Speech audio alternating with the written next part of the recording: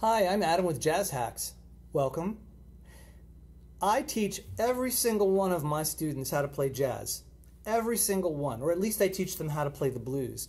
Whether they're 3 or 4 years old or whether they're adults learning for the first time. I teach them classical too, and I teach them their scales, but we always learn blues and jazz. You're never going to get rich playing jazz, that's for sure, and you probably aren't going to get famous unless things change. Why bother studying jazz? What's it good for? I want to briefly answer that question for you now. Why should you study jazz? Why should you learn it? There are several reasons why it's very helpful to study jazz, even if you have no intention of playing it with other people, which is a shame because you should. But jazz is a wonderful combination of freedom and structure. There's more freedom in jazz than there is in classical music, but the freedom comes at a price. You really have to know what you're doing. You can't just throw your hands at the piano and hope for the best unless you have a really good band behind you, in which case you can do whatever you want. They're going to make you sound good. But in general, you really have to know, and there's a lot to know. I've been playing jazz now for about 30 years, and I feel like I'm just now beginning to get the hang of it. So it's a tough road to go, but when you know stuff in jazz, you really know it. And it's not like knowing a piece of music in classical music where you know that piece really well.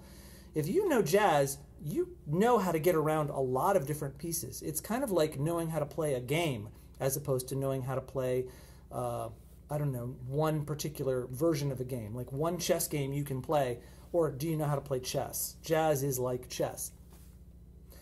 Jazz is also extraordinary in that it forces you to listen to the people you are playing with. If you're playing by yourself, of course, you can do what you like. You know, the odds are then it's about listening to yourself and sounding as good as possible, but that's a lot like classical. It's the opportunity to play with other people that's extraordinary.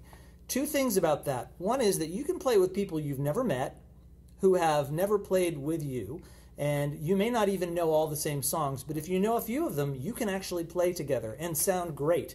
If you have the same basic background, you can make music with strangers, and that is extraordinary. The reason you can do that is because jazz teaches you to listen to other people while you're playing. And the better you are, the closer you are listening. Believe it or not, the best players are not the players that can go blah, blah, blah, blah, blah, blah. They're the ones that are listening to the other people and going, oh, what if I did this? How does that make you sound? Oh yeah, what does this do to the groove? Yeah, they're actually constantly meddling with the formula to see what they can do to improve the overall sound. And really good players are actually telepathic. Because they have the same backgrounds, they both sometimes leap to the same idea because they both got it at the same time. And that is amazing. All of a sudden, the audience hears this musical improvisation coming from two people that weren't talking, and they feel it. And that is tremendous. I love jazz and have loved it my whole life. And I made it my business to teach beginners how to play jazz so that they could continue to thrive. And TruerMU is that site. If you go to truermu.com, we think it's a better way to play the piano, and it's certainly a great way to learn how to play jazz from the beginning. If you don't know anything and you want entry level, our entry-level blues course will help you. It'll take you where you want to go, and you can take that as far as you want. We have courses for the beginner, for the expert, and for the person in between that wants to fill in the holes. We will see you there. Thanks for joining us.